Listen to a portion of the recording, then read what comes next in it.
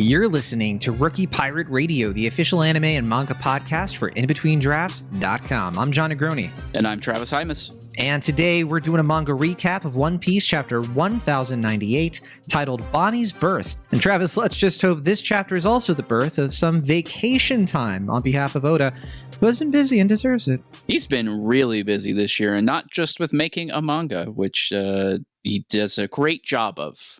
Yeah, I mean, he also has to listen to Rookie Pirate Radio every week, and that takes some time because I know Oda likes to take notes when he's listening to our conversations. He also knows English perfectly now. Yeah, I mean, you know, we can be a little long-winded at times, so it's fair. As usual, we're going to be discussing spoilers for the One Piece manga up until this chapter. So if you have not yet read chapter 1098, be sure to do so now for free on the Viz website or the Shonen Jump app, linked in the show notes as always.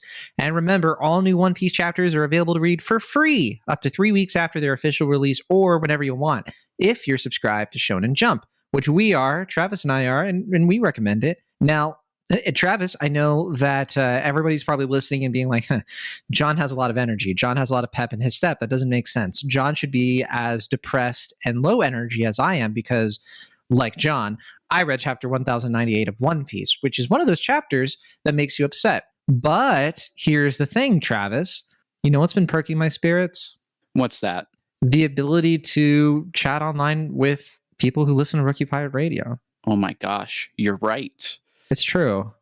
And the problem is, Travis, is like I love doing it, but I'm super bad at explaining it because people come to me all the time, especially off the street.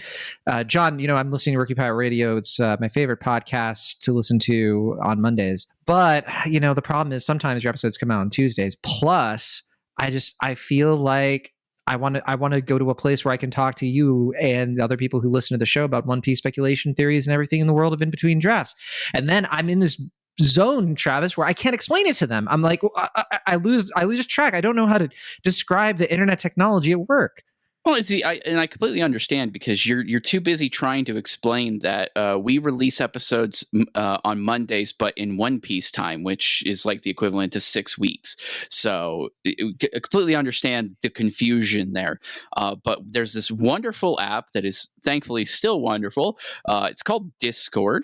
That's what it's called. Jeez Louise. You can go download it on anything, literally. Like you could go down, you can access it on your PlayStation right now. I forgot it again. What was it called? It's called Discord. Discord. Thank you, Travis. It's kind of like that sort of thing that the Revolutionary Army sows in countries with discontent. Well, you know who would probably be really good at Discord is Ginny, because she's so good at, like, you know, tapping into frequencies and communicating with people from afar. Exactly like that. And you install this app, and then all you got to do is click the link in the show notes for this very episode of this podcast, and it will take you to the In Between Drafts Discord server where you can, in fact, commiserate with us in our pain boxes, which has been the topic of discussion today. A pain box, of course, is the thing that Gege Akutami sends you when you begin reading Jujutsu Kaisen, and then every time a manga hurts you personally, you can just sit inside of it for as long as you need to. It's a nice little safe place, as well as our Discord channel for One Piece spoilers, where you can join us in discussing this chapter and beyond safely without worrying about spoiling anybody who's only watched the anime or has only watched the live action or the other members of the server. It's a nice safe place. That all sounds great, Travis. It does. But here's the thing. What if I want to send a message to somebody anonymously to let them know, hey, I haven't seen you in 2 years, but I love you. I'll always love you. What do I do then? Why you got to do that to me? Well, if you need to send a secret admirer note and you don't want to create a Discord account, that's okay, because we have some old technology at work as well. It's this thing called electronic mail. You might have heard of it. I'm writing it down. All you got to do is go to your electronic mail account and send us an electronic mail at rookiepirateradio@gmail.com.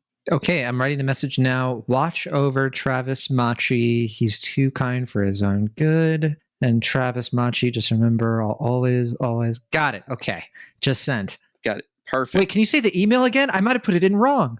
Yeah, the email is the name of this show. It's rookiepirateradio@gmail.com. That's easy to remember. For most people. Well, there you go, Travis. We got through that. There we go. And we were able to do it, I think, without offending too many people, right? Yeah, I think we're stalling for time at this point, you could say. Yeah, it's like, what else can we, Travis, what'd you do today? Okay, let's talk about the main beats. It's that time. I mean, are you sure you don't want to do an anime check-in real quick? I'm pretty sure. I feel like, Travis, my approach to misery is to lean into the skid. And I understand that that's probably not the smartest thing to do. I don't know. But yeah, main beats. Let's start with something that's, let's start with the first piece of bad news. So our cover this week is actually an apology notice from Oda. He drew Brook rocking out with some electric eels, very hardcore. And on Brook's legs, there's a note that he was unable to finish the art in time and that he's sorry. This is Oda talking, not Brook. Although Brook might be sorry too, for all I know. So Oda says, so while reading the chapter, you're going to notice there are some rougher sketches throughout. And yeah, Travis, I can't speak for you, but I don't think there's anything for Oda-sama to be sorry about. No, the only thing that I would say he would ever feel the need to apologize for is feeling that obligated.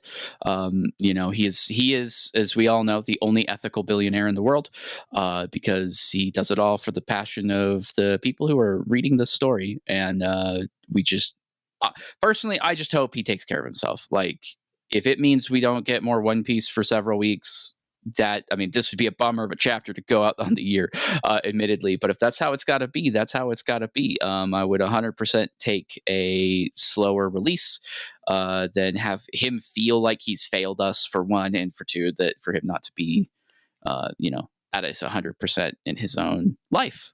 Agreed. And to be fair, too, I mean, I think, Travis, you and I are used to Travis saying something along these lines because he's messaged us at rookiepirateradio@gmail.com saying, I didn't finish Rookie Pirate Radio in time. And I always feel like that's okay, Oda. You're busy. You got a manga to run. You don't need to listen to these two boys ramble, that's for sure.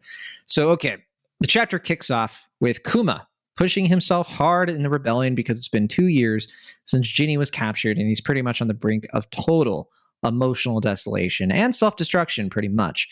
We find out that Ginny was taken hostage and forced to be the wife of a celestial dragon who is neither shown or named.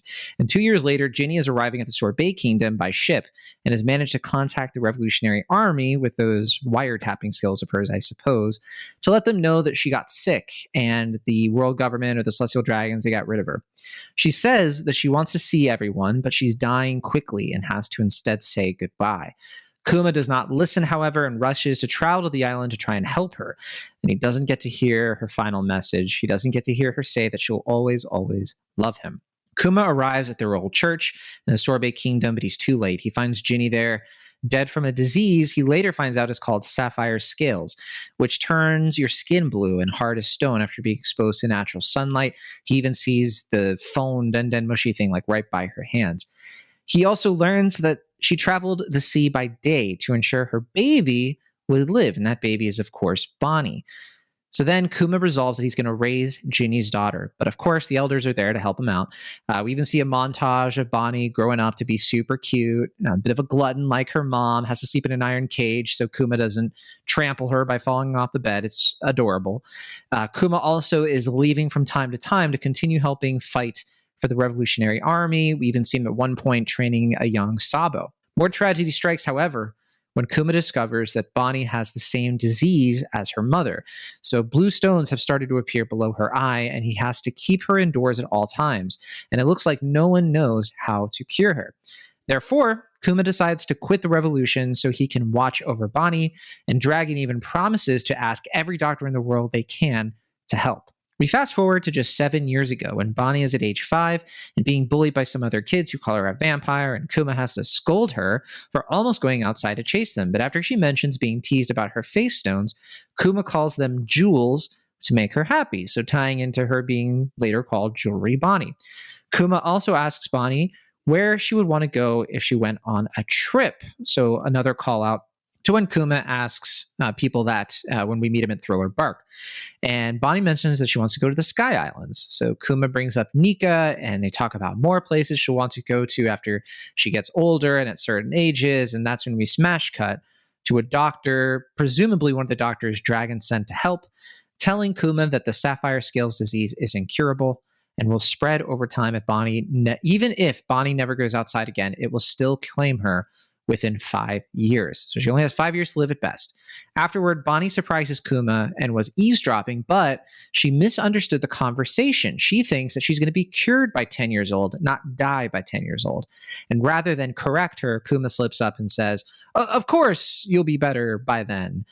And finally, we cut to 1 year after that, and the village people come to Kuma, telling him he has to help because King Bakori has returned and is going to burn everyone he thinks is weighing the country down. So we have a break this week. We're going to be doing our Fearin episode, and I think we need that week, Travis Imus, because you expect me to just emotionally process all of that. Did I even message you when I read this chapter? I remember reading this chapter, and I did not. Usually I message you pretty soon. For this one, I did not. No, you did. You did. Did I? It was to the point where when you posted the episode from last week, you had to specify that we recorded it before you got a hold of the Raws. But what you sent me was, I forbid you from reading this chapter. That's right. I did wait like 10 minutes. I waited. I did forbid you. You didn't listen to me. I said, here it is. Here it is. Yeah, I just read. I did not. So for those who don't know, I read the Japanese Raws. Raw scan. So I usually read them a little bit earlier, but I wrote to Travis, I forbid you from reading this chapter of One Piece and putting my foot down. Just skip it. But then Travis, we had talked just like 2 hours prior about this exact thing playing out. Pretty much spot on. So I think your exact words were, John, you better be wrong. You better be wrong. I hope you're wrong. I hope you're wrong is what I said. Yeah.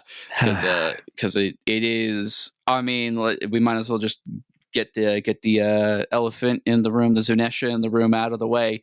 Yeah. This is bleak. This opening is bleak. We've, One Piece has dealt with so many different horrifying things, many of them at the hands of the celestial dragons. And I think what I said last week, I still believe overall, number one, that I'm not a fan of this particular plot device. It's not my favorite thing in the world, generally speaking. I think of it as kind of a more low-hanging fruit. But I did also concede that it's not like I expected Oda to go all berserk on us or anything like that. He was going to find a way to do this in a way that communicated the situation without being exploitative or, tantalizing or anything like that, which a not insignificant amount of anime and manga have trouble with. So in both of those cases, spot on. This is about as good as you're going to get this kind of story beat. It is genuinely horrifying. It is something that we've known has happened before in One Piece. It actually ties into Bonney's introduction, which is just a cruel bit of irony, since we know that all of that was Oda just making some stuff up as he went along. Again, we talked about his creative process. This is a perfect example of how he's kind of looped that story all the way back around. Yeah, I mean, it was even in Sapphire Archipelago where we find out the celestial dragons take on like concubines. Yeah, it's literally that scene. That's what Zoro was going to go get himself involved in, and Bonney is the one that tackles him out of it. Yeah, at the time, age 10, which presumably not knowing the truth, which makes it. You really have to wonder how much she knows, because that's not clear yet. And to what you're saying too, right after Sabari Archipelago, we go to Amazon Lily, right? And we find, that was always kind of like the hidden implication, the not so subtle implication, I should say, rather, because it seems pretty clear that the Amazon Lily, the people from there, like Boa Hancock and her sisters, like they were essentially, by all accounts, seem to have been like sex slaves, and that was definitely something that like speaks to their like burning hatred of not just the world government but men. And it is an interesting parallel because you can simultaneously have that be the situation where they're they went through something like that, and similar to Kuma, they end up being a warlord, right? So kind of complicit in the system that caused them the situation they're in. And I don't know how much of Boa Hancock you were thinking during this chapter, but I have been, because I've been poring over like what happens next here, the psychology of Kuma and what he decides to do that's going to lead him to becoming, he's about to become the king. We know he's going to be the king of Sorbet Kingdom, and we know he's going to be a warlord. And tying all that stuff together after what happened to Ginny it's hard to, it's like, I can't, like, the fact that he's at Marineford and he's just, I know at that point he had lost his will and everything, but I don't know, man. Like, did he go to marry Joa, like, as a warlord, and just, how did he do this? I have so many questions. There is still, I can't believe I'm about to like manifest something even more horrifying than we've really seen here. But we are still looking at a gap between Kuma, the warlord that we see in that introduction, in the meeting of the warlords, but really Thriller Bark, and this Kuma. We are close. We've got all the pieces, I think, now, but it's the putting those pieces together. There is still something here that we're not quite getting, because something has to push him over far enough to cut this deal with the government. To wit, I still, it begs the question why the government even suggests this idea. I mean, I'm assuming that's the case, because I mean, they literally have enslaved this man before. Why not do it again? But they choose this more complicated means of doing things. How much power does he gain from becoming, taking control of the Sorbet Kingdom? Those are interesting questions that could factor into this as well. But at the end of the day, there's still at least one more tragedy coming for our boy here. Yeah, that's just the reality of the situation, I think.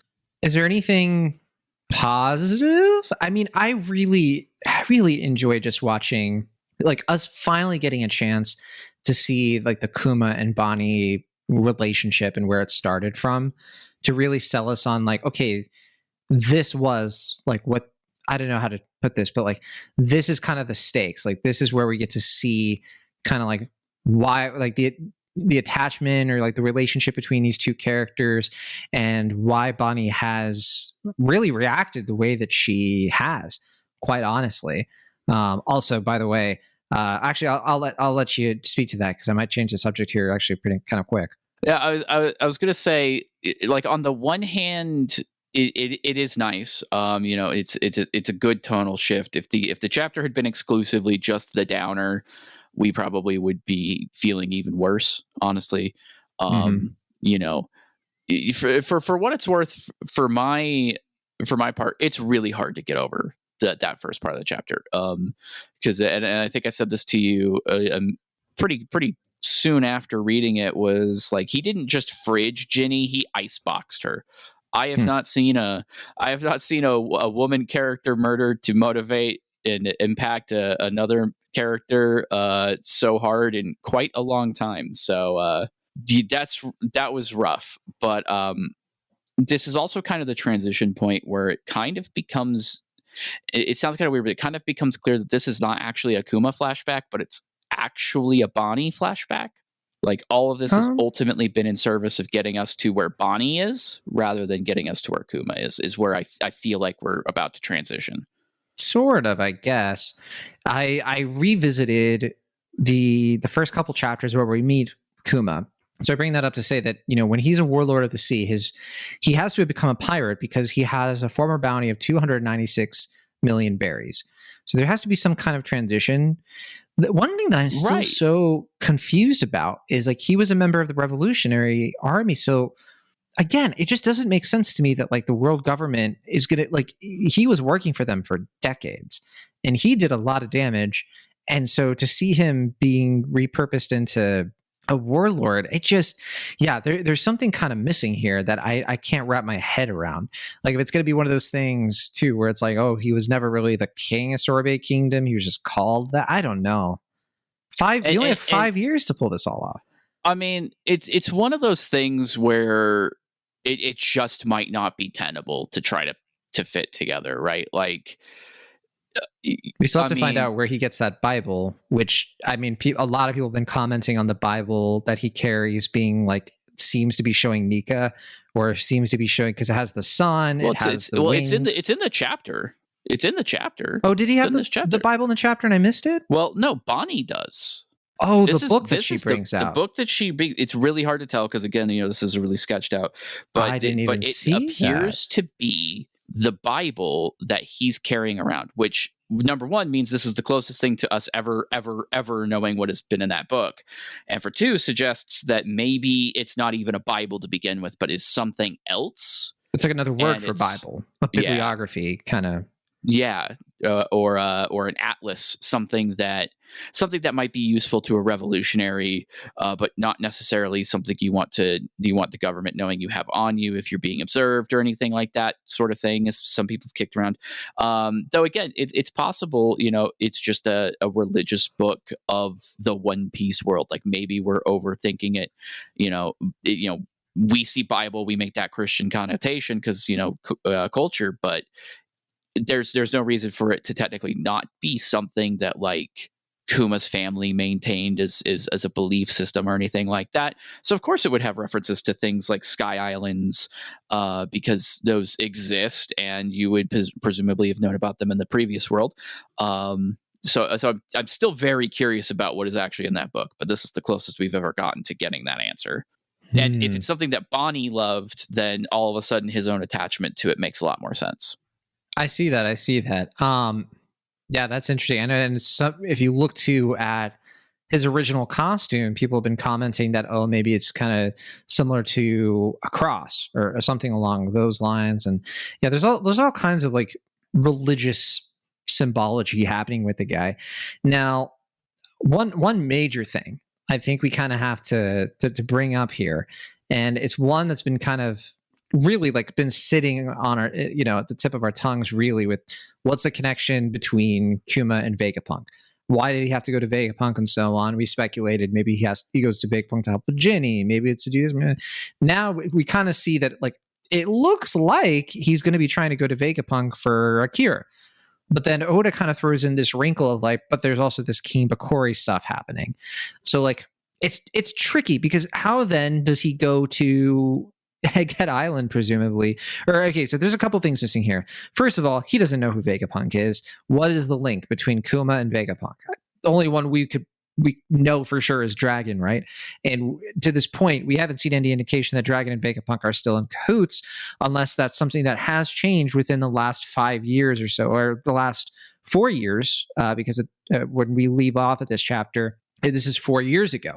So 2 years before the series started.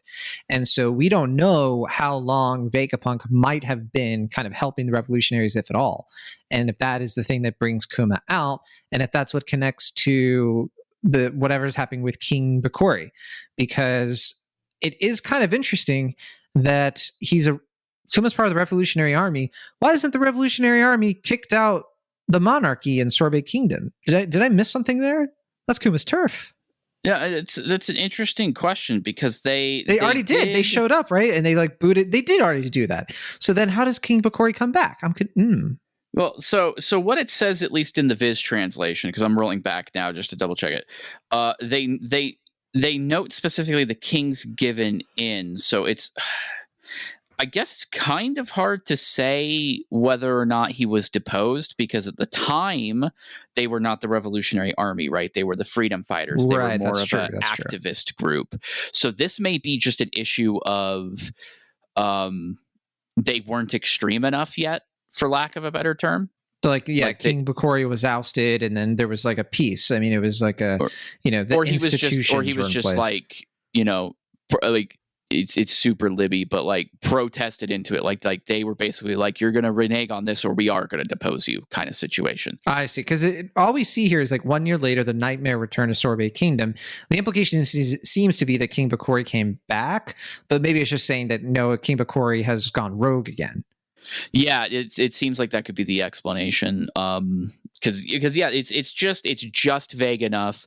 But considering that like they weren't like the full army, and Dragon was specifically noting that like they weren't doing full scale revolutions, they weren't doing full scale upendings, they were just kind of acting like mercenaries, and everything is like a part of his strategy to gain influence and power. So then here's my theory. Very possible they didn't depose him then. Here's my theory then. Okay. The King Bakori shows up doing bad things, very bad. And then the Revolutionary Army shows up, and it comes out, or something exposes Kuma as being part of the revolution or whatever, and he has to leave the Sorbet Kingdom because Dragon is the one who tells him that maybe Vegapunk is the one who can cure Bonney or something. But then when he leaves and everything happens with King Bakori, or maybe Kuma kills King Bakori and does that, and that's when the world government lies and says that he's a tyrant, and he never really was the king of Sorbet Kingdom, but he has to flee. So it's not like he was king for like a year or something. Who knows, right? But like there could be a situation where he finally just like quashes the guy for good out of anger or something like that, and then Sorbet Kingdom recognizes him as its new kind of tyrant king for those purposes. And that's how you have people like Jinbei thinking that Kuma was a terrible person, because basically the world government lies and says all the terrible things that King Bakori did. No, that was Bartholomew Kuma. He was the one who did all of those things. And so like taking all the tyrant stuff and putting it on the actual, the person who wasn't the tyrant. And then that's when you get him going to Vegapunk and having to deal with the world government's like, you'll become a warlord or whatever, and here's your bounty from being in the Revolutionary Army. Not a bounty from being a pirate, a bounty from being a rebel. And then the deal is that he has to give away his will, that he's going to be remembered as a tyrant, but Vegapunk can help him, save his daughter, and the world government will leave her alone. And that's what Kuma agrees to do, essentially. And that's when I wrote this theory in the Discord, and it seemed to get some traction with the folks, which is that the reason Kuma doesn't lose his will, his humanity, until Sabari Archipelago, there's a moment in time between when he saves the Straw Hats and when he goes full cyborg. That's when Bonney, presumably, is 10 years old.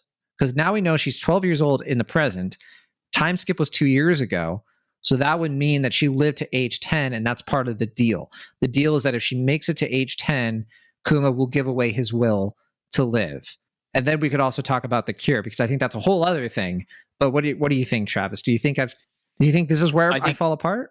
I mean, I think thematically you're on the right track, right? It makes sense that like that age would be a factor, since that puts her right into the middle of the storyline.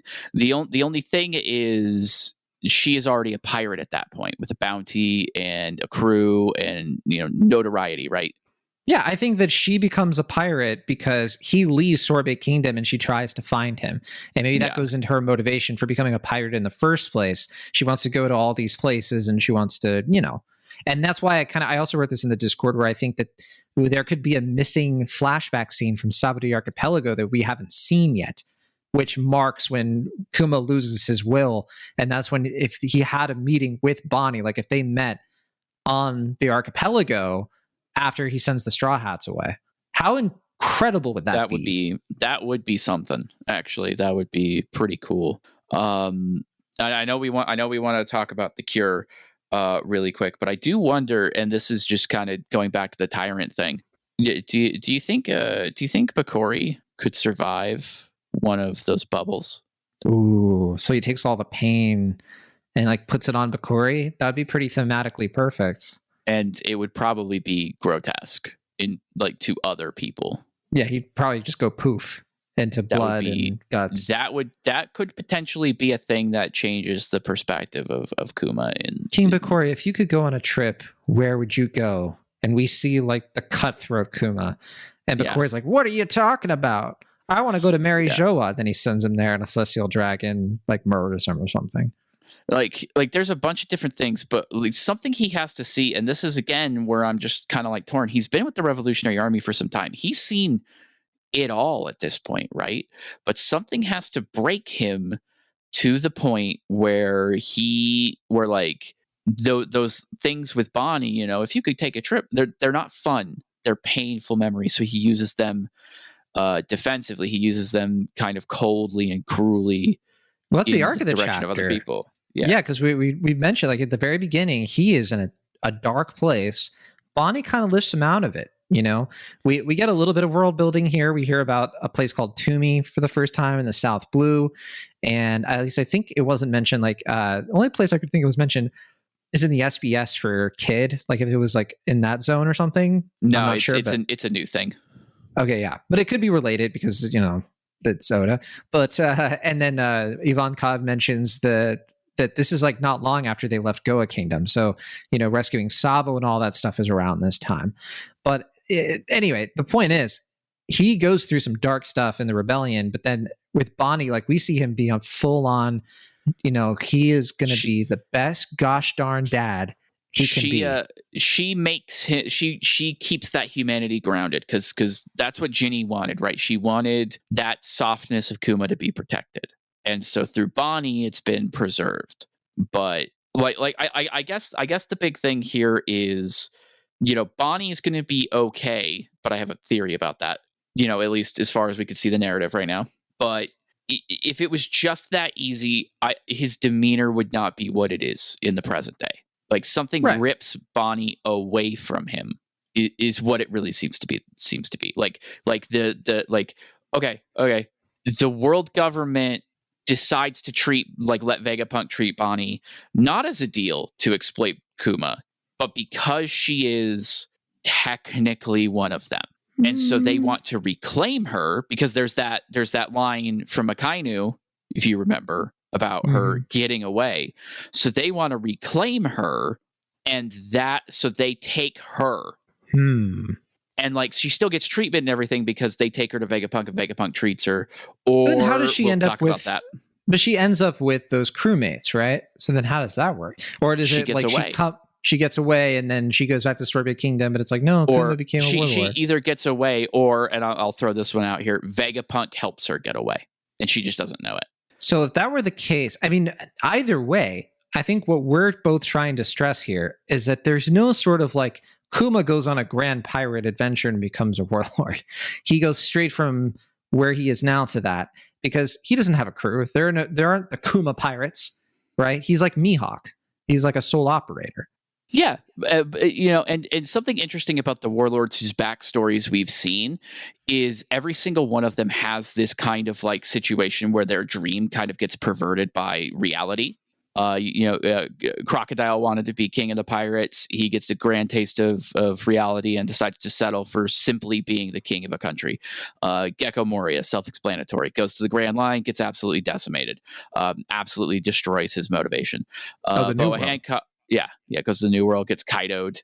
Boa Hancock would like to not be a slave and became a slave, and that marks her forever.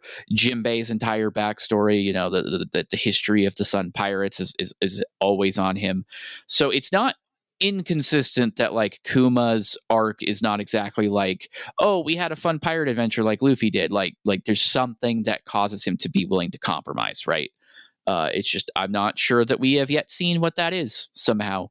But let's talk about cures, unless you want to dig into there's that. There's all kinds of interesting theories out there about this. I raised a couple that I came across that were interesting, and yes, yeah. So I'll just bring it up in the Discord. Why belabor it?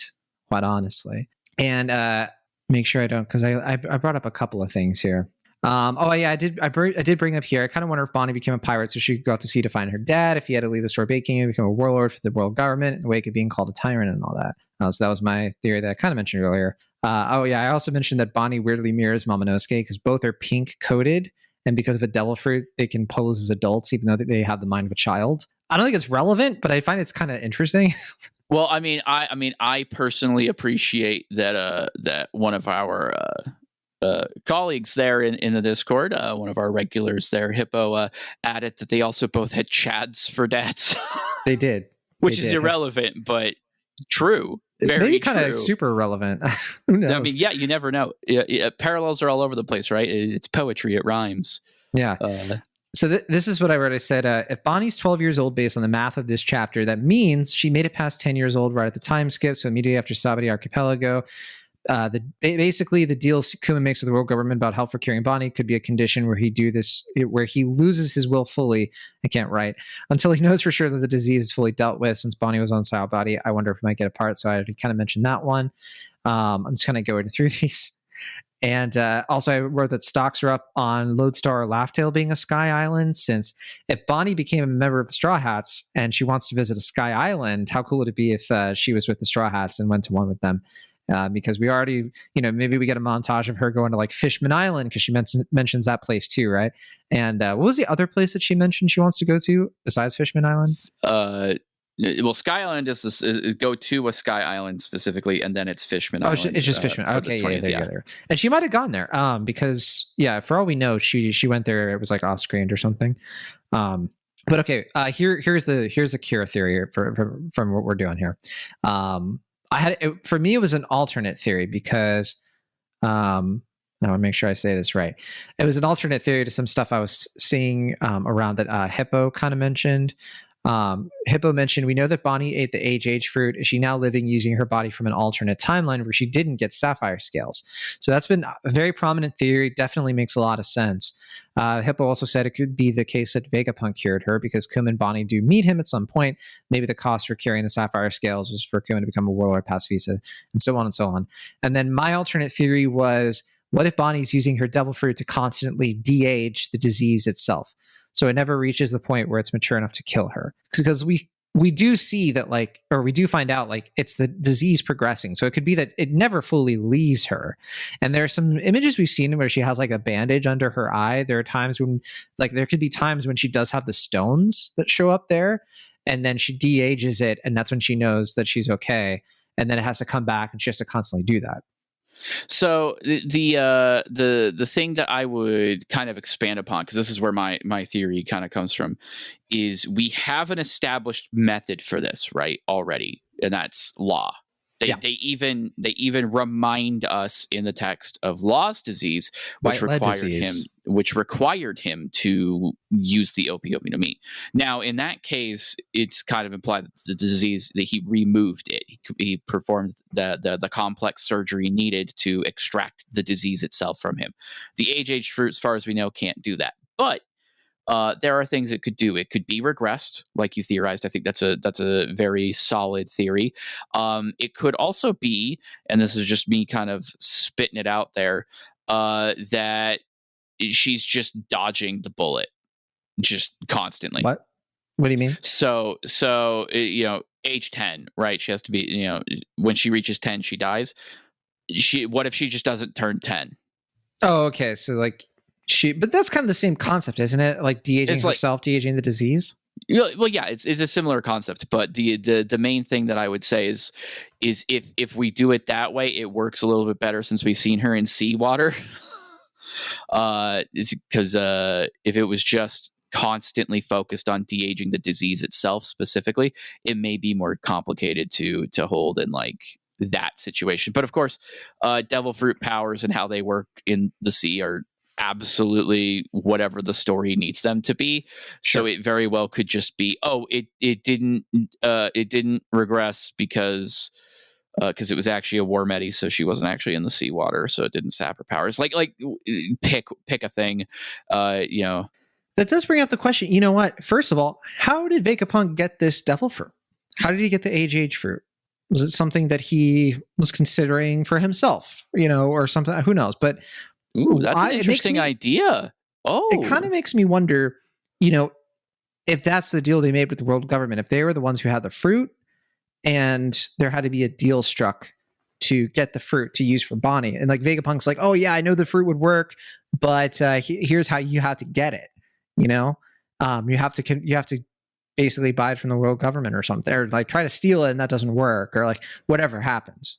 Well, I mean, again, her own identity as a celestial dragon, as a noble, I think is going to be a factor in this, right? But that dances nicely with what you were saying earlier. I like that idea. I like that idea of would Vegapunk be interested in this devil fruit to pass to a satellite, perhaps? Yeah, I don't know, because we don't know. I don't think it was confirmed when he gets the knowledge fruit that he has. He had it at Ohara for sure. No, because his head was super high up, wasn't it? Yeah, he already had it at that point. Did it say it super high up? Yeah, because that's why his head was super high up, wasn't it? I thought that was just because he was naturally so smart. Well, no, because the fruit itself just allows his brain to continue to grow and expand. Like that's its power. Okay, maybe I'm just forgetting how that stuff was explained. So like I'm pretty sure he already had it by then. Though you are right, we don't know when he ate it, so that's true. But if you were basically a living database, so say before Punk Records, right? Before Punk Records is realized. What if Bonney had a green blood transfusion? How do you mean? Remember the green blood thing with the seraphim? Yeah, that allows them to. Are you saying she doesn't actually have the devil fruit? Well, that she could have it, but it could not be what we think it is because the lineage factor. Travis, what if she's using the lineage factor from somebody else using green blood, and it's like negating her disease or something like that? I mean, if they're using lineage factor, does it even have to be green blood specifically? It could be. I don't know. It could be Kuma blood, for all we know. At that point. Or it could be a person who had that fruit. I don't know, because I know that there was a whole thing of like he can't replicate the Logia fruits, right? He can only replicate the paramecia, age fruits of paramecia. So it's possible, right? It's very possible he was researching it. I think, regardless, like I like this idea that he may have been trying to like extend his own legacy.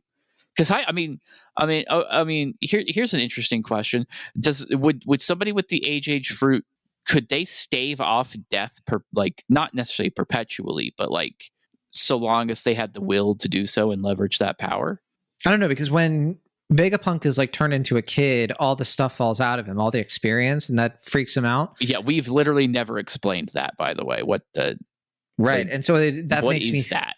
Why doesn't it happen like when other people, because like Bonney's turned other people into kids, and that doesn't, we don't see that, but I don't know. Yeah, I mean, my guess would be if it's something she could turn on and off, it would be she did it so that Vegapunk wouldn't run away, or that because of the way his devil fruit works, that he has so much extra stuff that like it's relevant to him. Oh, because his body literally wouldn't be able to handle it. Right. Well, and I mean, like, where else would that stuff go if not become tangible? Sure. And pour out of him, I guess. But yeah, I guess it could be just weird devil fruit interactions. There's just so many routes that this could take. There are so many dimensional chess with, and literally the next chapter, Oda's going to be like, "Oh, King Bakori had the age fruit and they gave it to Bonney." Like, it could just be something like that. Oh, King Bakori has the age fruit and Kuma kills him, so the fruit manifests nearby. Yeah, there you go. And then for whatever reason, Vegapunk. I don't know, because I can't think of another motivation that Kuma could have to save to do what he does, if not to save Bonney. Like everything's pointing in that direction. Yeah, it has to be Bonney related. There's no she is literally his entire reason for being at this point. Yeah. So apropos of anything else, we could speculate all day long, but we really, we're going to find out eventually, sooner rather than later, I guess.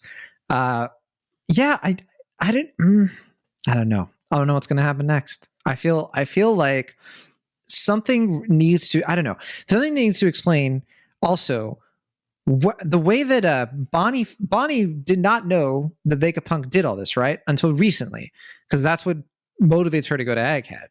After she doesn't know why Kuma does a thing. Like, she blames Vegapunk for everything that's happened. Right. So what I'm saying is she found out, though, pretty recently, right, that it was Vegapunk who did this. Isn't that the case? So, like, whatever Kuma decides to do, because we see we saw the memory earlier in Egghead Island where he's with Vegapunk in that room. And so clearly, like, Bonney wasn't around. Like, she didn't see this stuff happening. And also there's the whole matter of like, how does Kuma couldn't bring her to Egghead. So we know that.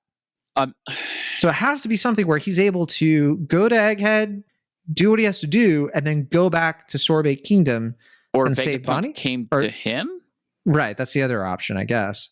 I mean, if the age fruit is the factor, then I guess location doesn't matter. But we also know that Bonney has been on Egghead previously. That's true. But it could be after she's cured. Well, and then the other thing too is like, what if it's tied to Kuma losing his will? If there's something about him losing his will, that's what ties to Bonney being cured.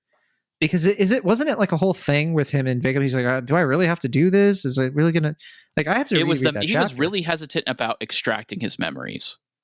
That's right. Okay. At which, now that we have seen them, yeah, fair enough. Yeah, fair, and then some. Quite honest. Like Vegapunk's looking for like his infinite energy source. The pain of Bartholomew Kuma might be enough to power the entirety of a Tumblr blog by itself, at least. No doubt. I wish I remembered what chapter that was when Kuma does his thing, or when we see that flashback with Bonney. It's been a while, hasn't it? It has been. Yeah, I'm kind of like just dancing. I'm like going around here. I just checked out 168. 179 is, I think, one of the chapters where you just float over. So I think it's between 1070 and 1078. I'd have to look around. Filibuster. Yeah, right. Filibuster. While you're looking this up, what's your take about Monkey D. Dragon at this point? Because I have seen a lot of hot takes about Monkey D. Dragon this past week. Yeah, we had the one thing where I speculated that maybe he's called Dragon because he's supposed to be an admiral, and so Dragon is one of the Chinese zodiac characters.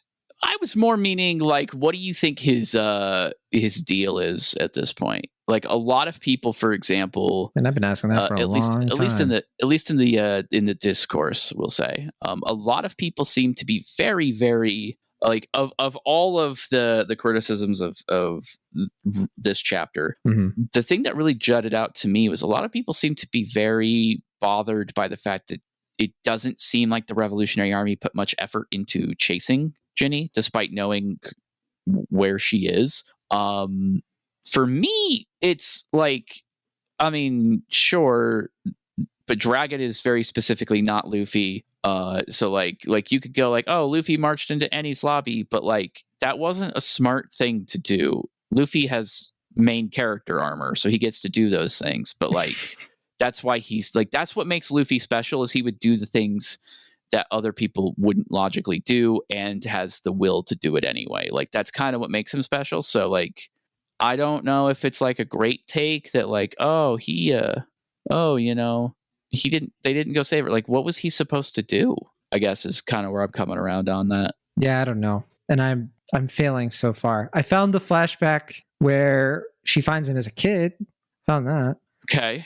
So we're close then. Isn't it like that chapter or like right after that chapter? It was not. I've arrived at one of the last chapters before we like did the grand tour, One Piece GT. Yeah. And I'm not seeing it here either. I could have just totally missed it. But also going through these again, I gotta tell you, Trav, boy, oh boy, the Laboface death game stuff, what a whiff. Oh, is that where you're at this point? Just kind of like I was just kind of like revisiting it, and I gotta say, snore fest in retrospect compared to the rest of this chapter. Shoot, we were cooking all up until then. It's true. I don't know. I think especially like in the moment, like that might just be one of those things where like week to week it was better, but because we know the answer now, it's less compelling. Yeah, I think for me it's just kind of like all that for a sip of water, I mean, all that for a sip of water right now. we ain't done yet. That's the craziest thing, is like we have taken yet another pause in the middle of this extremely high-paced arc. I found it. We got Louise. it. Okay, we did it. We got skipped it by accident earlier. Okay, it was chapter 1072. All that filibustering. Okay, so she goes to the pain bubble, and then Vegapunk is kind of like, oh, don't do that. But he's like the little baby. And then memories. That's right. A scholar in the West Blue once said that people lose 21 grams of weight after they die. In other words, that is the weight of the human soul. The soul really exists. We can observe it. It's so fascinating. So we see, it's Vegapunk and Kuma, and Vegapunk has like the apple on his head. Your powers take pain, supposedly invisible, and give it form so that it can be foisted off onto others. It's like sending the peripheral nervous system signals via radio instead. So what about the mind and heart then? Mental images, memories. These things are signals emitted by neurons. How heavy are they? How big? You're saying you want me to produce memories and show you? You want me to embarrass myself? Man, this does not seem like the Kuma we've been hanging out with. Please, you must. It's a chance for a great scientific leap. I'll be the only one who looks, I swear. No. Pretty please? So it has nothing to do with Bonney. Like, the memory stuff at least. But the context of this is that it seems like Vegapunk was allowed to experiment on Kuma, but they had like a working kind of relationship. I wonder if that's kind of where we're like, if he was brought in for like the, what are you gonna say? That's the thing that I can't reconcile is does Kuma meet Vegapunk because of Dragon, or does Kuma meet Vegapunk because of the world government? Because that scene suggests to me the former.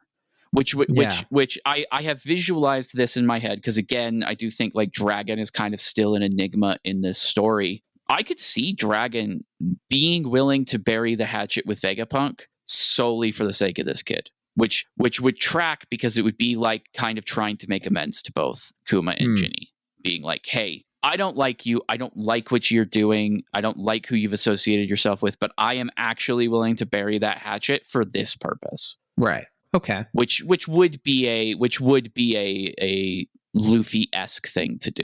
Would be to swallow that pride and be willing to do the right thing, right? For especially like a little kid. That's so Luffy. But like that, I kind of think would be a good character moment for Dragon, which, given the context right now, I think would be kind of nice to see. But again, that kind of brings us back around to somehow this encounter with Vegapunk has to lead to him getting cyborged. We're having an epiphany moment here. This is an audio recording, but I can actually see John on camera, and I need you to know that he's reached his own peak. Okay. What if he loses his will so that the pain of his memories can't find him? How else does he have the pain bubble in Vegapunk's lab? Because he said in the last chapter, it hasn't moved. Why hasn't it moved? That could be why he has to take away his. That's why they have to take his will away. It's because it was all put in that bubble. So there'd be nothing for it to go to. Exactly, but then Bonney takes it anyway. She takes it at the lab, and it almost kills her. That's like one of the last things we see before. Well, we see her crying, but we don't know that it like. I mean, she doesn't look like Zorro. So it could still be there, and that could be the thing that kills Saturn. Yeah. Yeah, because we talked about this. Like, you would expect her to be far more worse for wear. And if that was his plan of like, I'm going to use all this pain to kill one of the members of the Gorosei, and the reason he goes to Egghead is because he senses or finds out that Saturn has left Mary Joa, and Saturn is the end game for him. Yeah, he kills Saturn. He avenges Ginny. I mean, it's still. I mean, we still have that question of like, what is driving the robot Kuma right now? I think it's a directive. Right? It's like programming. Mm-hmm. He put it all like he and Vegapunk worked it all out together. Interesting. That could work. Who else but Quagmire? That could do it. How awesome would it be if we just called it Travis? We probably didn't, but that would be pretty sick. Nuts. You heard it here last, folks. That would be wild. Yeah, you heard it here last. No, remember, we release on Mondays just in One Piece time. Yeah, people are going to be like... how long a day is in One Piece? Well, I mean, we usually record these before even like the spoilers come out. So like we can't be accused of, digging in ahead of time. Try to make it as impossible as possible. I swear to you, I have been too busy to read spoilers. I don't have Twitter. I know Discord. They show up on Twitter and X and stuff, and I don't have that. So like I don't see it. But here's the thing, Travis. We have a break. So oh man, what if we got this? That's all I got. I just want to end it there. Yeah. I feel like I've Kuma'd out. You're like mic drop, we're done. I mean, again, it's a lot of hubris, isn't it? But I think that I'm sure it's going to be curveball after curveball, but there's something to that feels pretty nice. And I think there's only one other panel I didn't get to mention when Bonney looks at Kuma and says, "Daddy," and then he starts weeping. Just all those panels put together. I mean, she's his world, man. Yeah, I get it. Like it's again, this is the best version of this kind of story we're gonna get. One of us, maybe at least one, and then there you go. I have too many One Piece figures to buy to experience that kind of joy. I gotta buy double the collectibles for some kid. Forget it. Yeah. Next week we're talking about Frieren Beyond Journey's End. We're gonna do an anime round table. Very excited to do that one, and it's a long time coming, to be sure. Hoping to do that one with a guest, and if it's just the two of us, it's just the two of us. But we're going to try to work it out, and I think I don't know if it's been confirmed. I'll double check what Viz is saying, but I don't think it's been confirmed when this chapter is going to come out. If it's going to be a week break or 2-week break. Right now, it's not saying either way. So we'll find out. We'll know. I honestly, I hope Oda just takes a break. Yeah, you know. Yeah. I mean, it's just it's very clear that like the schedule has just gotten tight again, and I'm assuming he really wants to get to a certain point by the end of the year, and he had to take all that time off for the promotion of the TV show. And true, it's a lot of traveling and he's been busy. And like, here's the thing: even if he doesn't get there, I promise it'll be okay. It will be fine. Like, if this is like, I'll go out and say it. Like, just a little bit ago, we had Black Clover leave Jump for a far less intensive release schedule because of the mangaka's needs, which by the way I learned was because his wife had actually gotten sick. So yeah, I heard about that recently too. They made the correct call there. But we have, sometimes you just got to make those compromises. And if like I've said before, like, I would not be surprised one bit if One Piece decides just to not finish its run in Shonen Jump. I don't think Oda would do that lying down. I think he would be maybe a little too proud to do that, but it wouldn't shock me if it becomes necessary to move to like a Jump Giga situation or something like that, just to give him more rest, just to give him a little bit of a better schedule. And I would not be opposed to that. Honestly, I know some like weekly readers, it gets really, really hard for us because we want that meat so bad. But I mean, that's going to basically like 10 or 11 chapters a year. Yeah, it would be. I mean, it still wouldn't be like Hunter x Hunter schedule, right? Like, it could be worse.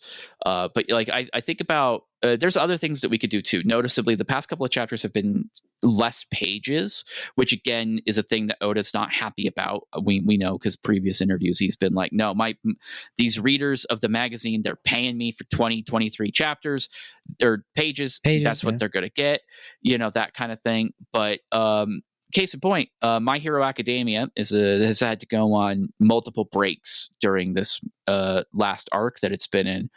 But in the past few months, it has been doing something kind of interesting. It's just been cutting the page count. Like, My Hero Academia has been at some points 12 to 13 pages, depending on how you're scaling it. Yep. And the trade-off for that has been some of the best chapters of the manga in a really, really long time. Like they're clean, they are complete, they are well paced for what they are, and it's at a really good point in the story. And like Horikoshi's backfiring on all cylinders, and I can't help but feel that the reduced page count has helped with that. So that, I mean, I don't expect any of these to actually happen to One Piece, but if it's the kind of stuff that ends up being necessary, I hope that Oda and his team are at least open to those, because I'll be real, I would much rather like to see the story end in 20 years than have it never end because he died. I'll just be real. I do not want a Berserk situation. Yeah. I don't. All right.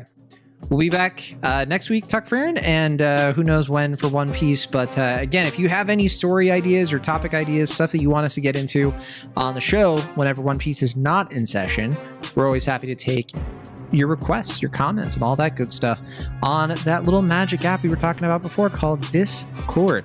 And of course, our email, rookiepiratradio@gmail.com. I would say it again, but I already forgot it after saying it. Travis, help me out. Oh, it's rookiepiratradio@gmail.com. Perfect. We'll see you all in the next one.